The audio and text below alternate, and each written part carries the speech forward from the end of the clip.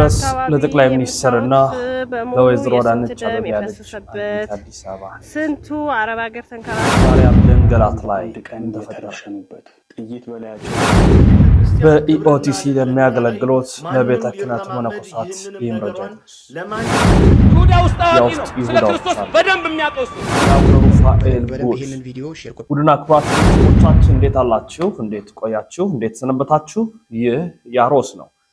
ያሮስን ምርጫችሁ ስለምታደርጉ እጅግ አድርገን እናመሰግናለን። መረጃው ለመላው ዓለም እንዲዳረስ ላይክ ማድረግ፣ ሼር ማድረግ፣ ማጋራት ማዳረሳችሁ ፍጹም እንዳይዘነጋ ያልኩኝ እንግዲህ ዛሬም የተለያዩ ሐሳቦችን የተለያዩ ቪዲዮ ጥንክሮችን ወደ እናንተ መጥቻለሁ። ስለዚህ ላይክ በማድረግ ሼር በማድረግ እንድትከታተሉን እንጋብዛለን። ኦርቶዶክስ ሐሳቦች፣ ወቅታዊ ጉዳዮች፣ ትኩስ መረጃዎችን ስለምናቀርብ ማለት ነው። እንግዲህ በዛሬ ቪዲዮአችን የምንመለከታቸው ጉዳዮች አሉ። በቅድሚያ ግን በኢኦቲሲ ላይ የሚያገለግሉ በቤተ ክህነት ውስጥ የሚያገለግሉ እውነተኛውን ድምፅ የቤተ ክርስቲያን የማያሰሙ አባቶች አሉ። ዛሬም አባትነታቸውን በወል ያላወቅናቸው ግን አባቶች ሆነው በመነኮሳት ደረጃ መነኮሳት ነን ብለው በጠቅላይ ቤተ ክህነት ውስጥ የተሰገሰጉ አሉ። ድምጽ የማይሆኑ ለእውነት የማይቆሙ ለብራቸውና ለሆዳቸው ብቻ ለገንዘባቸው ብቻ የሚቆሙ ብዙ አሉ። አንድ ሁለት አይደለም፣ እጅግ በደንብ አሉ በብዛት። ስለዚህ እነዚህን እግዚአብሔር አምላክ የሚፈርድበት ቀን ይመጣል። ልብ ይስጣቸው እያልን ግን ወንድማችን ቴዶ ዘሩፋኤል እንዲህ ይላል፣ እንካተል። በቤተ ክርስቲያን ክብርና ልዕልና ላይ ማንም ሊረማመድ ይህንንም ነገሯን ለማንም በምንም ሁኔታ አሳልፎ መስጠትም መሸጥም አይቻልም። አንድ ሰው ይህንን ነገር ተላልፎ ቢገኝ እንኳ ያ ሰማያዊው ጌታ የቤተ ክርስቲያን መሰረቷም ራሷም የሆነ ክርስቶስ እሱን ይበቀለዋል፣ ይቀጣዋል። ይህንን መልእክት በቀጥታ ለማስተላለፍ የወደድኩት ለመላከ ሰላም ዶክተር ቆሞስ አባ ቃለ ጽድቅ ነው። ሰሞኑ የቤተ ክርስቲያን ሐቅና እውነቷን ቅርጥፍ አድርገው በልተው በተልእኮ የአርሲ ኦርቶዶክሳውያንን ግድያ ሲያራክሱና የቤተ ክርስቲያንን የኃላፊነት ጫንቃ በዱላ ሲቀጠቅጡ ታይተዋል። ክቡር አባታችን አንድ ነገር ልነግሮ ብቻ እወዳለሁ። በቤተ ክርስቲያን ጉዳይ ትላንትና የዘበቱ ትላንትና ቤተ ክርስቲያንን አሳልፈው የሰጡ አካላት ዛሬ ምን እንደሆኑ እርሶም ህዝቡም ጠንቅቆ ያውቃል። ሁላችንም ጠንቅቀን እንረዳለን። ሁለቱ ከበስተላይ ያሉ አባቶችን በቤተ ክርስቲያን ጉዳይ ይዘገይ ይሆናል እንጂ በምክንያት ፈጽሞ የማይቀረው ክርስቶስ እንዴት አድርጎ እንዳስተማራቸው እንመለከታለን። ሁለቱን ለምሳሌ ያመጣው እንጂ ሌሎችም የእርሶ ጓደኞችን ጨምረን ማምጣት እንችላለን። የእርሶ የዶክትሬት ሞክሼ አባታችን ቀሲስ ዶክተር መዝገቡ ካሳ ዛሬ እውነትና ሐቅን ተናግረው የጴጥሮስን የጳውሎስን የሲላስን ዋጋ በእስር ቤት ሆነው ይቀበላሉ። እርሶ ላይ ደግሞ ዶክትሬቱም ክህነቱም ሻክቶ የቤተ ክርስቲያንን ሐቅ ይበላሉ። ለነገ ዛሬ ይንቁ ነው ምሎት። ወደ ላይ ቀና ብዬ በዝናብ መልክ እንግዲህ ሽቅብ አልፈስም። ነገር ግን እርሶን የመናገር ቀኖናዊ የሆነ መብት ባይኖረኝም እርሶም ደግሞ ቀና ብለው ያቺ ባለ ነጭ ካባ ቤተ ክርስቲያንን በዚህን ያህል ደረጃ ክብሯን ልዕልናዋን የልጆቿንም ልብ መስበር አይችሉምና ጠንቀቅ ብለው ከጓደኞቾትና ከበላዮቾት እንግዲህ ተምረው ነገሩን አየለውበትም የሚሉ ይመስለኛል። መላላክ ባንዳነት ለቤተ ክርስቲያን በፍጹም መፍትሄ አይሆንም፣ ራስንም አያቆምም። በረከቶት ድረሰኝ። ምን እንላለን? ቤተክርስቲያን አክብራ አስከብራ እንድናቃቸው ያደረገች ቤተክርስቲያን እንድናቃቸው ዶክተር ይሁን ቆሞስ ይሁን ምን ይሁን መላከ ምናምን ይባል እንድናቃቸው ያደረገች ቤተክርስቲያን ሆዳቸውንም የምትሞላ ቤተክርስቲያን ናት። ቤተክርስቲያንን ግን የሚዘርፏትና የሚበሏት የቤተ ክህነት ሰዎች ናቸው። እነዚህ አይነት ሰዎች እነዚህ እኚህን ብቻ አሉ፣ ብዙዎች አሉ።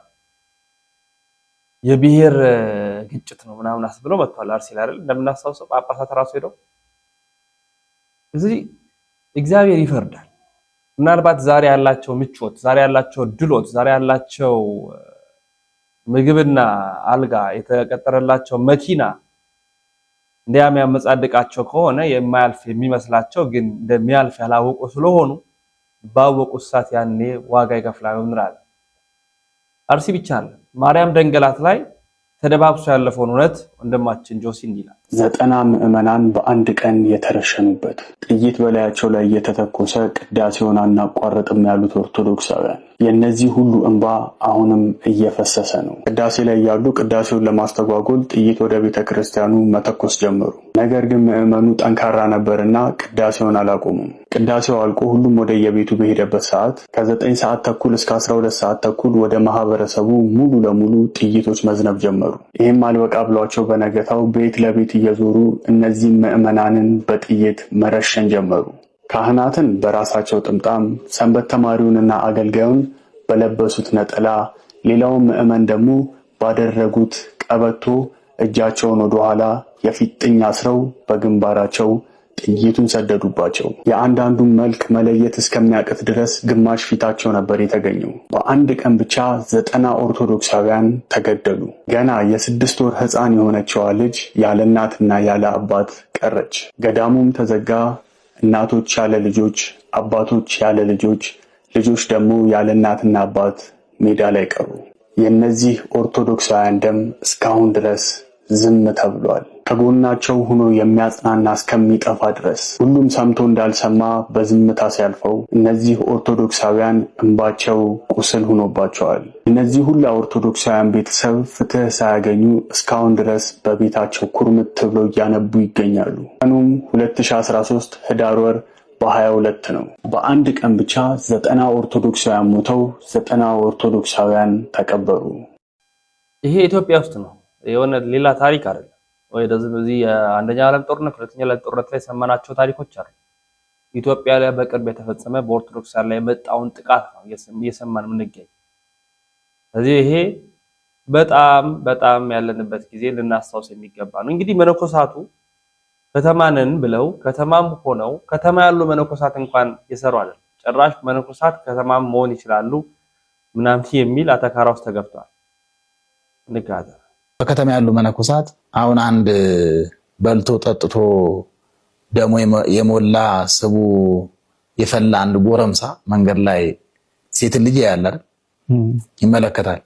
እኔ ግን ከተማ ላይ መነኮሳት ሳይ የምሆነውን ብታይ ደስ ነው የሚለኝ። መነኮሳት እወዳለሁ። ስመ መነኮስ ዚያን ሶስቱ ሀገር ለሀገር ሳያጤን ስጋው ለክርስቶስ ውጡ ሀገር ለሀገር የሚዞር መነኩሴ የክርስቶስን ስጋ ሽጦ የሚበላ ነው የተባለ።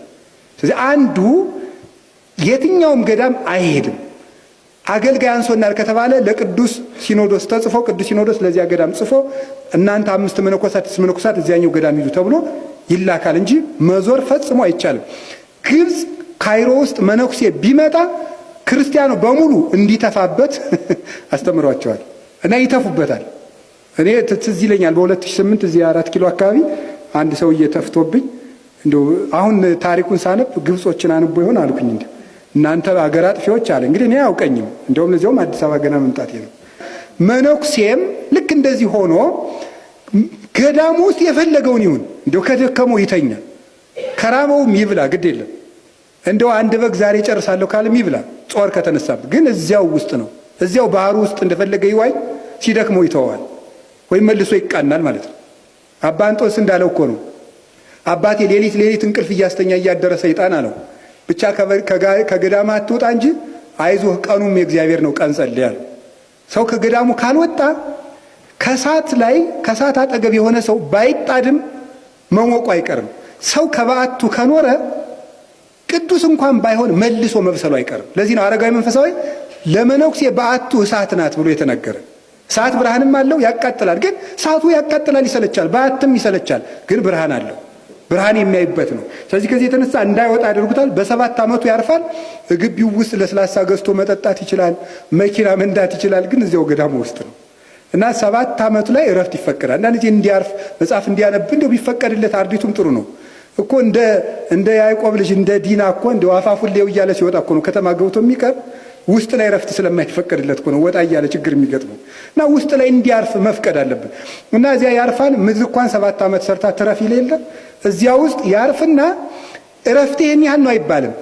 ባለቃ የሚሰራ መነኩሴ የለም፣ በህሊናው የሚሰራ መነኩሴ ነው። ራሱ በቃ ብሎ ወዲያው ይመለሳል ወደ ስራው ማለት ነው። ከአንዱ ገዳም ወደ አንዱ ገዳም መሄድ አይፈቀድም። የትም ቢሆን በአላህ ክብር ነው እንደዚህ ላደርግ ነው። አሁን የኛ መነኩሴ ግሸን ልሳለም ነው እንትን ምድረ ከብድ ልሳለም ነው እያለ አገር ለአገር መዞር ያለበት ገዳም ውስጥ አቡነ ተክለ ሃይማኖት አሉ ሙላዋል። ጻድቁ ገብረ መንፈስ ቅዱስም አሉ። መዞር ምንድነው? እስመ መነኮስ ዚያን ሶስቱ ሀገር ለሀገር ሳያጤን ስጋው ለክርስቶስ ውእቱ። ሀገር ለሀገር የሚዞር መነኩሴ የክርስቶስን ስጋ ሽጦ የሚበላ ነው የተባለ። እንግዲህ ከተማኑን ገጠርኑን ምን የሚል የመነኮሳት ክርክር ውስጥ ነው ያለነው። አርሲ ምናምን ተዘንግቷል። ግዳቸው ማለት ነው። ጉዳያቸው ከከተማ ብቻ አታስወጡን። አሁን እኔ ገርሞኛል የመነኮሳትን ነገር ሳነሳ ለምን ከከተማ እንወጣለን የሚለው ላይ ነው አተኩር ያሉት እንጂ እዚያ የሚገድለው ምናምን ድምጽ አይሆን እና እንዴ ተገላቢጦሽ ሆኗል በእኛና በአባቶች መካከል ያለውና በጣም ይገርማል። ያው እንግዲህ ጊዜ ነው አይደል? አዎ ጊዜ ነው። በውስጥ ያሉ ይሁዳዎች አሉ ብሎ ነበር በአንድ ወቅት መምህር ምራት አማሳ።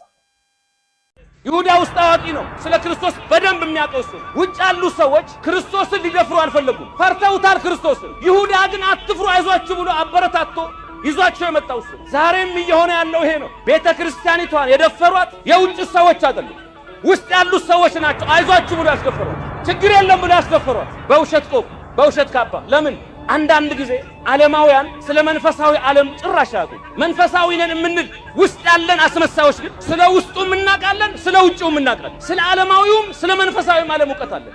ይሁዳ ስለ ሁለቱም ዕውቀት ነበረው። ስለ ዓለማዊም ያውቃል፣ የክርስቶስ የእውነት ጠላቶች የት እንዳሉ ያውቃል፣ እውነት ክርስቶስም የት እንዳለ ያውቃል። ዛሬም ይሄ ነው። ቤተ ክርስቲያን ውስጥም ቀድሰን እናቁርብ ይላሉ፣ በአስተዳደር ይቀመጣሉ። በውጩ ደግሞ ሄደው ፓርላማም ውስጥ እንቀመጥ ይላሉ። ቤተ ክርስቲያን ውስጥ መስቀል ያወጣሉ፣ ፓርላማ ላይ እጅ ያወጣሉ። ዕጣን ይሸጣሉ ስትሉ ፖለቲካ ይሸጣሉ። ፖለቲካ ስትሏቸው ዕጣን መሽጠት ይፈልጋሉ። በዚህ በእጃቸው መስቀል ይዘዋል፣ በሌላው ሽጉጥ ይዘዋል። ስለ ሁለቱም ዓለም ያውቃሉ። ቤተ ክርስቲያን ውስጥ እየበዘበዙ እንጀራዋን በልተው አድርገው ለቤተ ክርስቲያን የሚያስቡ ሳይሆኑ የሚያስቡባት የሆኑ አሉ። እግዚአብሔር ከነዚህ ይሁዳዎች ይጠብቃል።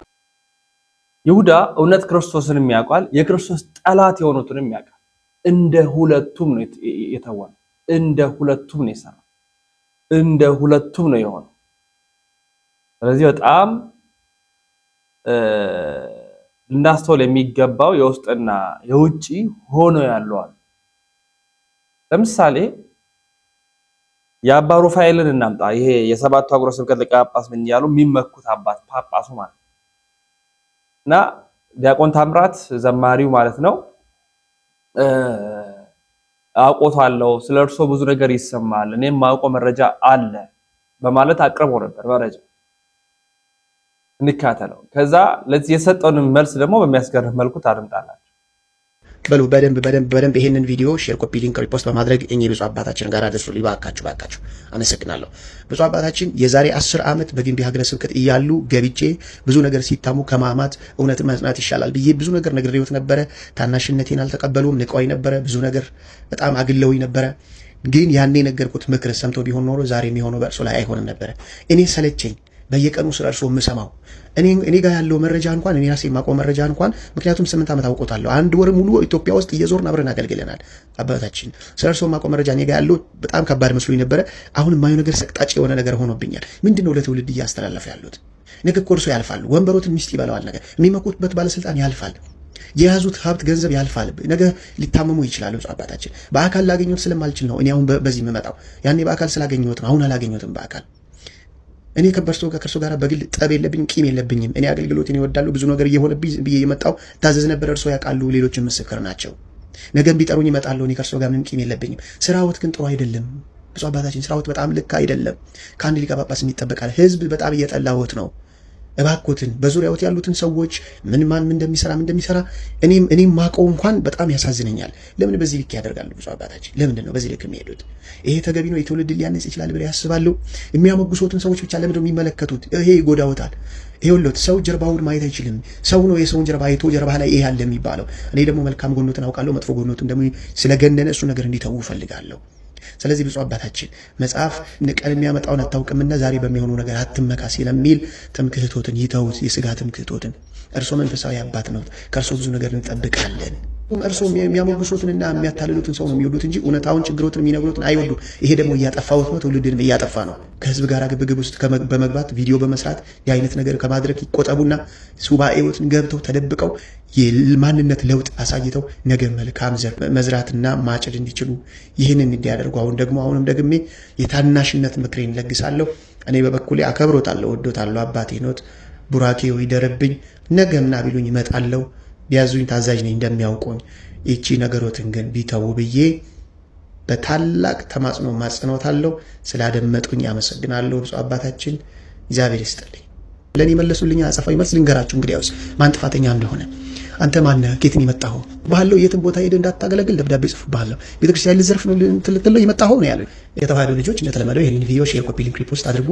ጆሌን ተዋህዶ የቪዲዮ ከና ሼር፣ ኮፒ ሊንክ፣ ሪፖስት በለቱማ አመሰግናለሁ።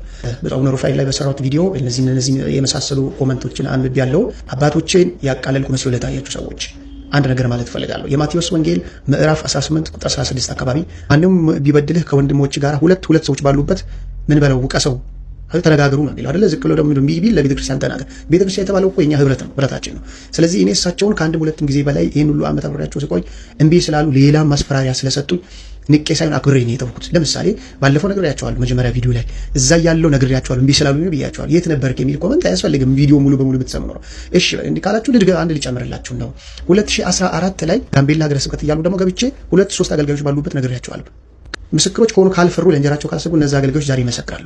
እነሱ ሁሉም ባሉበት አባታችን ይተው ብዬ ስላቸው ለኔ መለሱልኝ አጸፋዊ መልስ ልንገራችሁ። እንግዲያውስ ማን ጥፋተኛ እንደሆነ አንተ ማነህ? ከየትን የመጣኸው? ባህለው የትን ቦታ ሄደህ እንዳታገለግል ደብዳቤ ጽፍብሃለሁ። ቤተክርስቲያን ልዘርፍ ነው ልትለው የመጣኸው ነው ያለው። እሺ ብፁዕ አባታችን ይባርኩኝ ብዬ ቡራኬ ተቀብዬ የወጣሁት።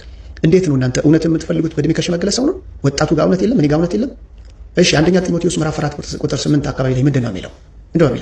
በጽድቅና በእውነት በፍቅርና በምን በቃ ብቻ ለሚያምኑት ምሳሌ ይሁን እንጂ ማንም ታናሽነት ላይ ናቀው ይላል። ስለዚህ እኔ ታናሽ ብሆን ትህትና በተሞላ መንገድ ይኸው በመታዩት መንገድ ባለፈው በሰራሁት ቪዲዮ መንገድ አክብሬ የታላቅን ስህተት እንዲያርሙ መናገር ነውር አይደለም፣ መጽሐፍ ቅዱሳዊ ነው ለማለት ፈልጌ ነው። ካናፍ ጆሌ ተዋህዶ አቦቲኪን ዋና ሰልፍ ስንት ፈካቲና ዱጋለ ፈጅሩ ዱባ ይችላል ሲያለማ ኡልቲም ኢሳንገሩ ስለ ጣሊያን ስለ ኤርጋ የሰዩ ለጣ ያከኝ ተጃጅል ለጀለ አከነትነት እና ዲቢሰን አንየሮሰን ማረንገ ዲሚላ ሳንደት ኩፌን ኤብ ፍራዲንኬ መሌ አከሳን ዋንን ታና ዲቢሰን ዋንታ እንዲልዲ ሞሲን ኡጋከም በርባደን ውሪና ሚውሪ ሳዲ የሜፊ ለመፍሩ ዳራ ዮኪን ሞነ መቀበኝ ቀብራል ዱጋን እኮ ጆሌ በረዩ ጅርቲ አከምት ያዱ ከናፍ ሰኙማ ከሰክ ሞሪ ተመዘዙ በርባደን ዲሳ የፋይዳ ደቤ ነው አነከስቴ ስንት ፈካቲና ተቀማጥቼ እንዲሆንኩ የሚመስላችሁ ሰዎች አላችሁ። እኔ በጣም ኩሩ አገልጋይ ነኝ። በደንብ ነው የሚያውቁኝ አገልጋዮች ድንጋራችሁ ኩሩ አገልጋይ በጭራሽ በጥቅም ማምን ሰው አይደለም። ይሄ ብቻም አይደለም። ቤተክርስቲያን ውስጥ ምንፍቅና ለመዝራት በጉቦና በተለያየ መንገድ የገባችሁ ማውቃችሁ እናንተም ላይ ይመጣባችኋለሁ። ኦርቶዶክሳውያን ግን ይህንን ቤት ኮፒ ሊንክ ሼር ዱዊት አድርጉልኝ። እንግዲህ ሊቀ ጳጳስ ላይ እንግዲህ አብሬያቸው ቆይቻለሁ። ከ8 ዓመት በላይ አገልግለናል፣ ተዘዋዙረናል፣ አውቃቸዋለሁ፣ ያቆኛል። ግን ስነግራቸው አጥፍተዋል፣ ስለርሶ የሚሰማው ነገር ትክክል አይደለም፣ እርሶ ጳጳስ ነው፣ ተደጋጋሚ ነገሮች የተሰሙቦት ነው ብዬ ስነግራቸው እሳቸው አልፎ ብሶ ጭራሽ ልሰርቅ መጣ ልዘርፍ መጣ ብለው አሸማቀውኛል ነው የሚለው ወንድማችን ዘማሪ። ስለዚህ በጣም አሁን እኔ በጣም ነው የሚገርመኝ። እኔ አላውቅም፣ አይሰሙንም ብንናገርም ማለት ነው አንሰማም። ግን ደግሞ የኛው ቤት ነውና ደግሞ ዝምም አንላቸው። አይሰሙንም ብለን አንተውም እንናገራለን። እውነት ለመናገር አለን።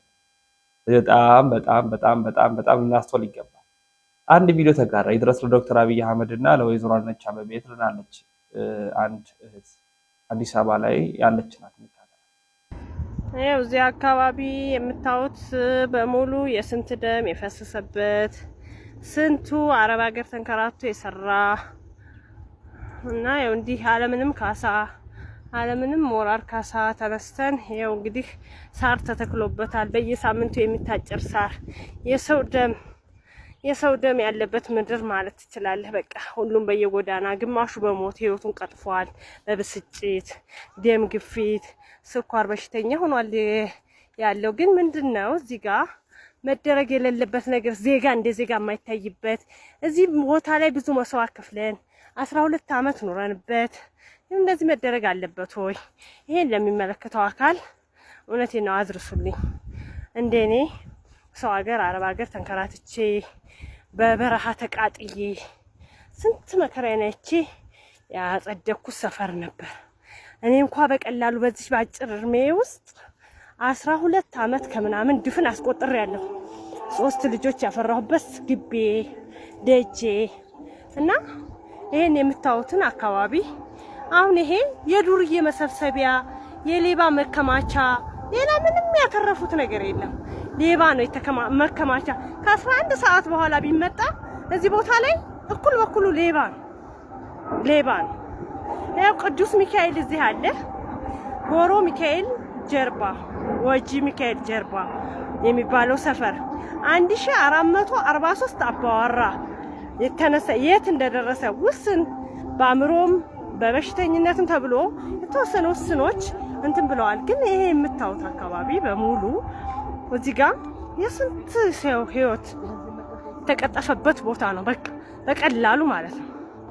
እና ይሄንን እንዴት አንድ መንግስት ይሄን ሰው ማስተናገድ ያቅተዋል? ሀብታም ያላቸው አሁን እዚህ ጀርባ ይሄ ፎቅ ጀርባ ያለ ባዶ ቦታ ለደሃ ተሰርቶ ቢሰጥ 1440 ባወራ የሚያስተናግድ ቦታ ክፍት ቦታ ብዙ አለ በግንሬያ ስም የተቀመጠ። ይሄ ግን ለምንድን ነው ለደሃው የማይውለው? እኛስ ዜጋ አይደለንም ወይ? አረብ ሀገር ተንከራተን ያለማነው ሰፈር ይሄስ ምን ትላላችሁ ወገኖቼ? ስታዩት አያምም ወይ? እንደ ዜጋ ሲታይ እቺ የደም ምድር ማለት ይቻላል። በቃ ለኔ በቀላሉ የደም ምድር ይሄ አካባቢ ማለት ነው። በቃ የደም ምድር ለኔ ማለት ነው። ስንት መስዋዕት የከፈልኩበት ቦታ ይሄ የደም ምድር ነው ለኔ።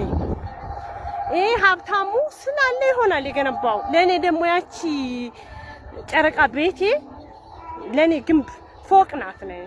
ይሄ አሁን ይሄ የምታዩት ቦታ ይሄ የቆምኩበት የኔ 3 ልጆች ያፈራሁበት 12 ዓመት የቆየሁበት እቺ ዛፍ ማለት የኔ የልጅ የመጀመሪያ ልጅ ህይወቴ ናት። በቃ የመጀመሪያ ልጄን እርጉዙን የተከልኳት ዛፍ ናት። ይሄ ለምንድን ነው እኛ ዜጋ አይደለንም ወይ? እንደ ዜጋ ለምንድን ነው ማንታየው? ይሄ ነው መስዋዕትነቴ። ለምንድን ነው ለዚህ ብዙ መስዋዕት ከፍዬ ሳር ነው የተተከለበት። እኛ ተነስተን እኮ የተሰራበት ነገር የለም። ሳር ነው የተተከለበት። የዱርዬ ሌባ የቀማኛ ቦታ አድርገው ነው እንጂ ምን ያጸደቀው ነገር አለ? ለምሳሌ ምን ያጸደቀው ነገር አለ? እኛ ስለተነሳን አሁን እዚህ ጋር ምን የተሰራ ነገር አለ? እኛ እኮ የተሻለ ነገር ቢሰራ እኮ ምንም አይመስልንም እኮ። ብዙ መስዋዕት የከፈልንበት ሰፈር፣ ብዙ እድር እንደ ማንኛውም ኢትዮጵያዊ ብዙ ነገር መስርተንበታል። እና ይሄ አሁን የምታዩት ይሄ ማለት ብዙ የኔ ህይወቴ ደሜ ብዙ መስዋዕት የከፈልኩበት ይሄ አካባቢ ነው። እንግዲህ ይሄ ዱርዬ 11 ሰዓት ላይ ቢመጡ እዚህ ጋር ብዙ ቀማኛ ነው ያለበት። ስለዚህ እኛ ባለን ሰዓት ደግሞ 24 ሰዓቱን አንድ ሌባ ዝራት ነው ሌባ ነው ያፈራው እንጂ ቀበሌ ስንሄድ ሽፍንፍን፣ ክፍለ ከተማ ስንሄድ ሽፍንፍን። ለምን ትርጉም አለው ማለት ነው። ለዚህ ቦታ ካሳለው ማለት ነው። ለምን እኛ እኮ የ2003 ንጹህ አየር ካርታ አለን። ለምን ዜጋ አይደለንም ወይ? እንደ ዜጋ ለምን አልታሰብንም? ይሄ ቦታ ማለት እኮ ለኛ ብዙ አሁን እዚህ ጋር መንግስት ይጠቅመኛል ብሎ ነው እዚህ ጀርባ ጫካ ሰርቷል። ለምሳሌ ጎሮ ጫካ ፓርክ ብሎ ሰርቷል። ጥቅም ሊያገኝበት ይችላል ኢቭን ግን እኛንስ በዛው ለኛን እኛን ለምን አላስታውሰንም? እኛ ዜጋ አይደለንም ወይ? ከዚህ የተነሱ ዜጎች የገቡ አላለም እኮ ወይዘሮ አዳነች አቤቤ እዚህ ጋር ረግጣለች ቦታውን ስትመርቅ ጠቅላይ ሚኒስትር አብይ አህመድ ከነሚስቱ ወይዘሮ ዝናሽ ታያቸው ጋር አዳነች አቤቤ ጋር መተው ቃኝተው ሄደዋል። ይሄን አካባቢ ሲቃኙ ግን ከዚህ የተነሳ ዜጋ የገባ ማለት ያቅታል እንዴ? ቆይ 2 ፊደል መጥራት ያቅታል እንዴ? የት ጥያቄ ማቅረብ ነው ለዜጋ ጥያቄ ማቅረብ ነው ለቀበሌውና ለክፍለ ከተማው። እንዴት ነው እንደ ዜጋ ማንታየው? እኛ እኮ ምርጫ ካርድ እንኳን አንገራገርንም፣ ሄደን መርጠናል። እንደ ዜጋ ለምን አንታይም? ይሄን ቦታ ቶሎ ምላሽ እንዳገኝ እፈልጋለሁ። አሁንም ደግሜ ምላሽ እፈልጋለሁ። አሁንም ቢሆን የመንግስትን እንትን እኔ አሁንም ቢሆን ማለት ነው ከመንግስት ራስ ላይ አልወርድም። እዚህ ቦታ ላይ የከፈልኩትን መስዋዕትነት ሳላገኝ እኔ እውነቴን ነው የምለው፣ አሁንም ከመንግስት ራስ አልወርድም። ግልጽ ነገር በቃ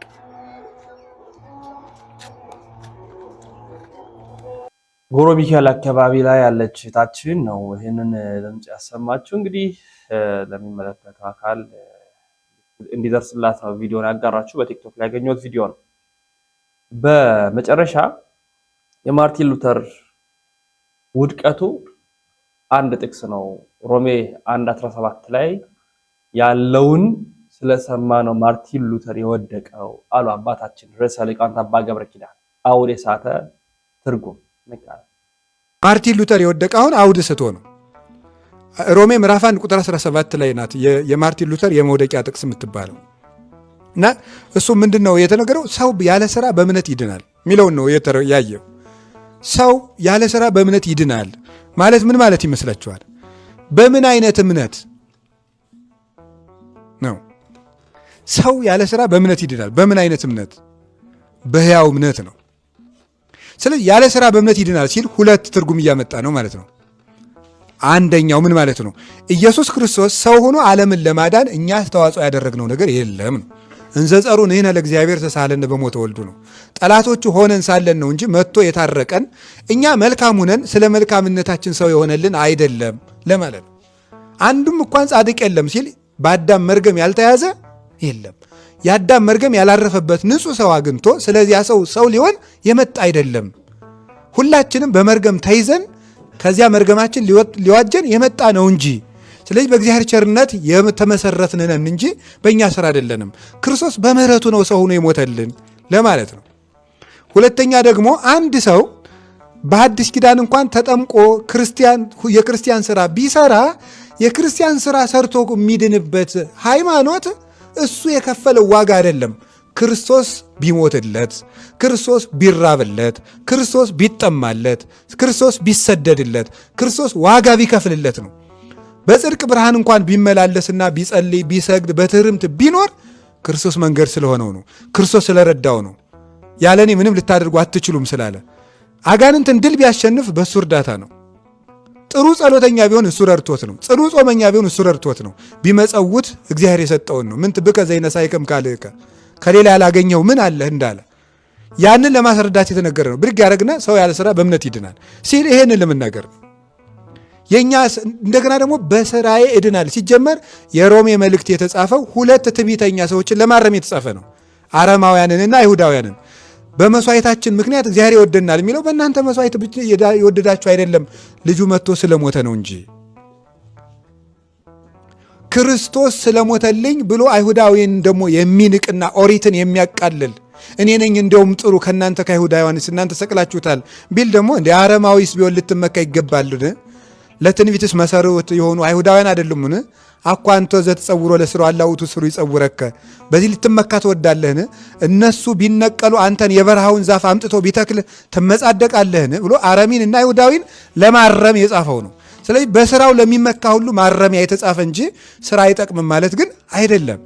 በዚያውም ላይ ሰው በእምነት ይድናል ቢሉ ሕያው እምነት ምንድን ነው ቢሉ ስራ ያለው ስራ የሌለው እምነት የሞተ ነውና፣ ስለዚህ ሰው ሕያው በሆነ እምነት ይድናል። ይሄ ሁሉ አውዱን በሳተ መንገድ የሚጣልበት ነው እና በአጠቃሎ ሰው ይወድቃል ማለት ነው። አሁን ለምሳሌ እኔ መጽሐፍ አስተምራለሁ። እኔ ችግር ከፈጠርኩ አባ ገብረ ኪዳን እንዲህ ያለ ችግር አለበት ይባላል እንጂ የኢትዮጵያ ሰባኪ ሁሉ ችግር አለበት አይባልም። መምህር ሁሉ ችግር አለበት አይባልም። መነኩሴ ሁሉ ችግር አለበት አይባልም። እንዲህ ያለ ያጠቃሎ ችግር በጣም አለብን። አንድ መምህር ቢሳሳት መምህራንን መተቸት፣ አንድ መነኩሴ ቢሳሳት መነኮሳትን ሙሉ ማጨድ መቱን፣ አንድ ጳጳስም ከተሳሳተ እንደዛው። ብቻ ጓደኛም ሁሉ አንዲት ሴት ባሏን ከካደች ሴት ከሃዲ ናት። አንድ ባል ሚስቱን ከካደ ወንድ ሁሉ ከሃዲ ነው። እንደዚህ የሚባል ነገር የለም። ይህ አጠቃሎ ይባላል። የመጽሐፍ ሁሉ ሌላ ነው። የእኛ ሁሉ ግን ትክክል አይደለም። የእኛ ሁሉ መታረም ያለበት ነው። ከቃሉ ጋር ናችሁ። ስለዚህ አጠቃለህ ቢሆንስ ማለት አለብን። የመጨረሻ እነማን የተናገሩት እስኪ በሉ እንጂ አቤት እንደገና። እሺ ለምሳሌ ቅዱስ አትናቴዎስ ሐዋርያዊ የሰው እጅ ቆርጦ በቆረጠው እጅ ይጠነቁላል የሚል ወሬ ተወራ። ልብ በሉ። ይሄ ተከሶ ጉባኤ ላይ ቀረበ ማለት ነው። ሰው ሁሉ በቃ አይ ብሎ ሰደበ። ሁሉ ጳጳስ ሁሉ ወሰነ፣ በጉባኤ የተቀመጠ ሁሉ። መደረግ የነበረበት ግን ምንድን ነው? እነማን ነው እነዚያ የሚሉ ሲባል አርዮሳውያን ናቸው።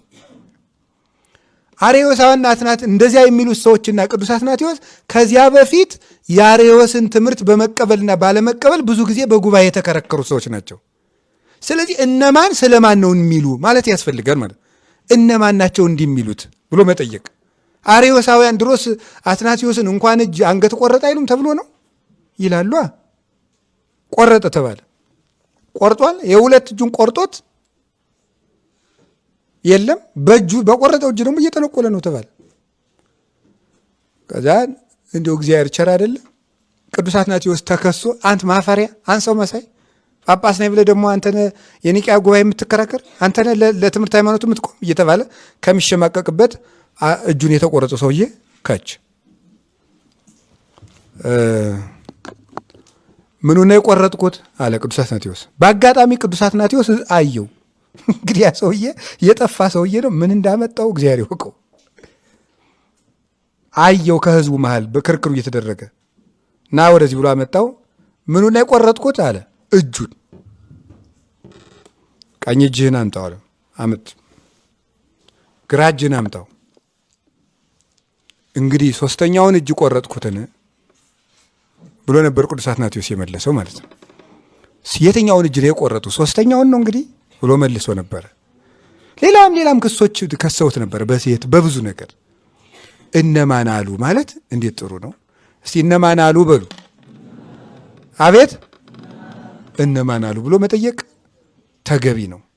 መጨረሻ ላይ አንድ ነገር እነግራችኋለሁ። ከዛ በፊት እንደው የማዳመጥ እንቅፋቶች የሚባሉ አሉና እነሱን ልንገራችሁና የመጨረሻ አንድ ነገር እነግራችኋለሁ። የማዳመጥ እንቅፋቶች እንደው ስናዳመጥ እርስ በርሳችን ራሱ ስናወጋ እነዚህ ምንድናቸው? ጀጅመንት፣ ዲፌንስ፣ ኦፌንስ ይባላሉ። ምን ማለት ናቸው? ጀጅመንት ማለት መፍረድ። ሰው ወግ እያወጋን አናውቅሽም እሺ ምናምን እያልን የምንሰማው በልባችን ማለት ነው። እየፈረዱ መስማት ማለት ይሄ የመጨረሻ ልባዊነትን ያጠፋል። ይሄ ልባዊነት የሚባል ታውቃላችሁ አይደለም? በቃ እረፍት የማይሰጥ ጓደኝነት የሚያመጣው እሱ ነው። እየፈረዱ መስማት። ወጉን ዝም ብሎ እስቲ እንዴ ወግ ዝም ብላችሁ መስማት ሲልመዱ በሞት በጣም በርግጥ ከፍ ያለ ችሎታን ይጠይቃል። ወግን ዝም ብሎ መስማት